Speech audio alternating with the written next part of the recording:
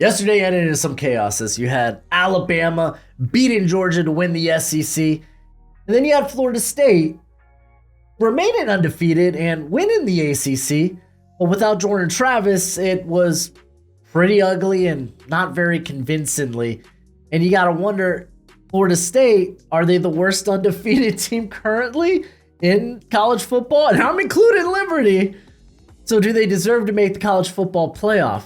That's kind of the conundrum we're at right now. We'll talk all about that and who I think should make the college football playoff. But what's crack-a-lackin'? It's your boy Broshmo, just in case you did not know. So go ahead, become bro and subscribe. Leave this video a thumbs up if you enjoy the content as always. Let me know what you think in the comment section below where we have that nice, beautiful football discourse. Real quick, I want to just cover my college football top 25 before we really get into the college football playoff for the teams I think deserve to be there. So let's go with my fallers real quick. As Oklahoma State, they lose to Texas, they get smashed, they fall out. Toledo, they lose the MAC, unfortunately, to Miami, Ohio, and they cost me my parlay. They're out.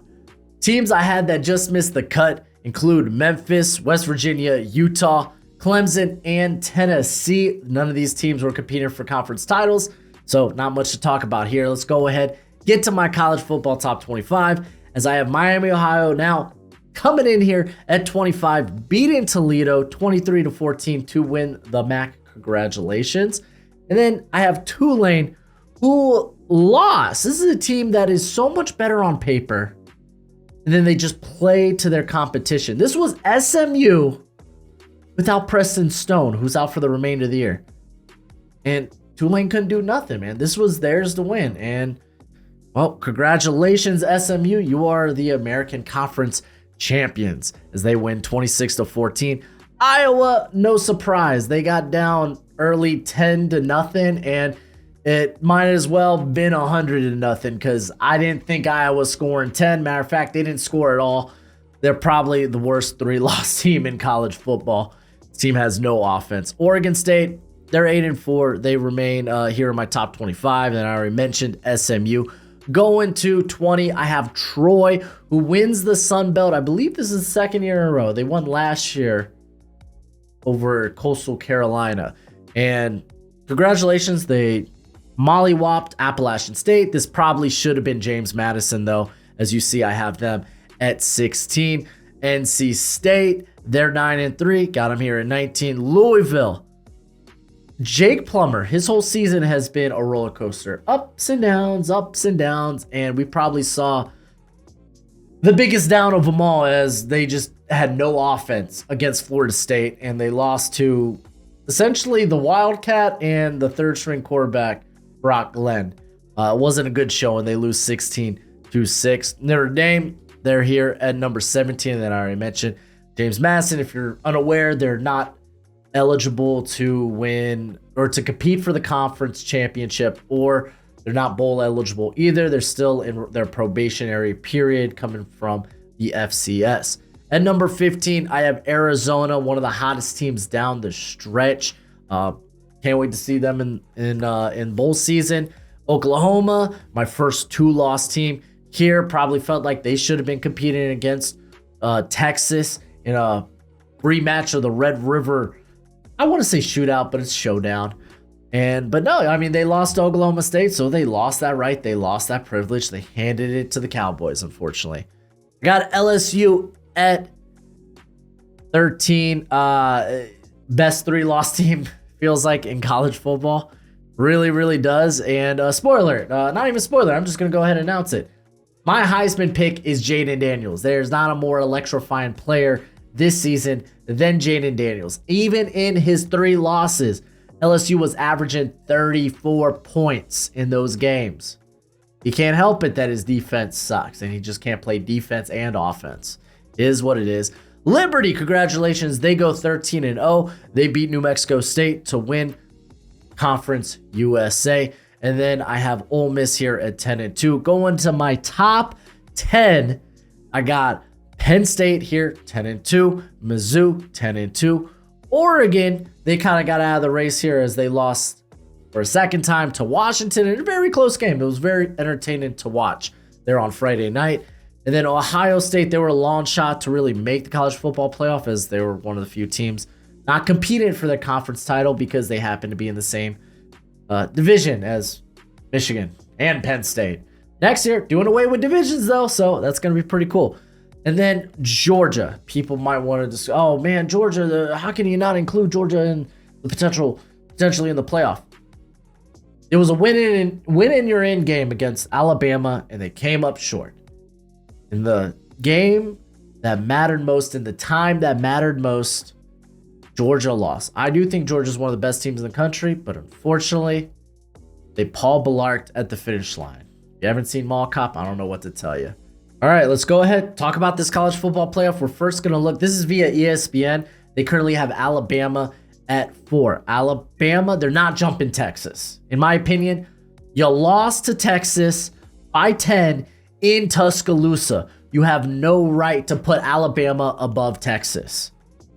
Head-to-head games, they matter. Well, what about resume? Alabama has the best win of the season. Yeah, and you could make an argument that Texas might have the best win of the season as they beat the SEC champions in their home turf. So you're not making the case. Right now, we're talking who's going to make the playoff here. Is it Alabama? Is it Florida State? That's the conversation we are currently having. And Alabama can make a strong case. They are probably the hottest team down the stretch. They play in the toughest conference in college football, but mind you, they had one of the easier schedules as all their tough games were at home. Ole Miss, LSU, even Texas. So they beat Georgia, best win. I get it. I get the case you can make for them. This isn't the same team that Texas beat in week 2 of college football. Let's make the case for Florida State, because currently ESPN, they have their prediction of Florida State at 6. And it boils down to this. Florida State doesn't have their quarterback. They looked horrible offensively against Louisville. Mind you, I bet you Tate Rodemaker will be back for the college football playoff if they make it. You give this team time, the game plan, I don't think they're going to go in there and get completely blown out. Yeah, if they look like what we saw in the ACC championship game, very likely. This is a team that's going to get time to prep and get ready, and they're going to probably have Rodemaker ready to go. In my opinion, again, my opinion, you don't uninclude an undefeated Power 5 team that won their conference championship. This would be the first time in history that a Power 5 team who won their conference championship and went undefeated missed the college football playoff. Simply because they don't have their quarterback. Remember back, Ohio State, they were down to quarterback 3 and they ended up winning the national championship. It's not fair to the rest of the players on the team. You're basically saying if you're throwing away Florida State here, you're basically saying, okay, well, your season didn't matter. Your season, it didn't matter. All that mattered was the last time we saw you, that one game against Louisville. And I don't think that's right. I don't think that's correct. You can't talk about, well, look at their resume, if you're only going to look at the last time they played. You're not going to look at everything they did this season. As I would say, they had the more convincing win over LSU than Alabama. Florida State, they're 2-0 this year against the SEC, beating Florida and LSU.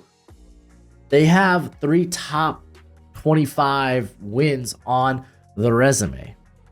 So ultimately, when I came down to it, I have Bama at 5, just missing out on the playoffs. I have Texas at 4 because they aren't undefeated. They sneak in, they pass Bama because, well, they won the head-to-head. I have Florida State at 3. They're undefeated. They won their conference championship. They deserve to be here, in my opinion.